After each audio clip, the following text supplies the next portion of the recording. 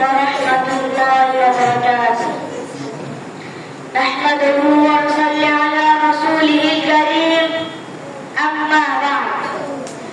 ইবনে মাসউদ রাদিয়াল্লাহু তাআলা আনহু মাদ্রাসা কর্তৃক আয়োজিত আজকের বার্ষিক সাংস্কৃতিক অনুষ্ঠানের সম্মানিত সভাপতি মুহতারাম আসাদে কেরাম, দক্ষ উপস্থাপক ও দূর দূরান্ত থেকে আগত এবং বিভাষক আমার প্রিয় ছাত্র ভাইয়েরা, আজ আমি যে বিষয় নিয়ে আপনাদের সামনে দাঁড়িয়েছি তা হল ওস্তাদকে সম্মান করা আমাদের কর্তব্য।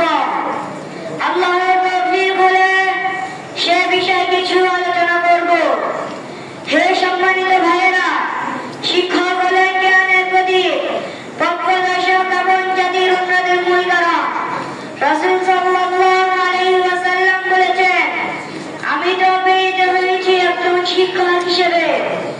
এর মাধ্যমে আল্লাহ তাআলা শিক্ষকদের সম্মানে মহান মর্যাদা দিয়েছেন। শিক্ষকের প্রতি সম্মান ও শ্রদ্ধা করা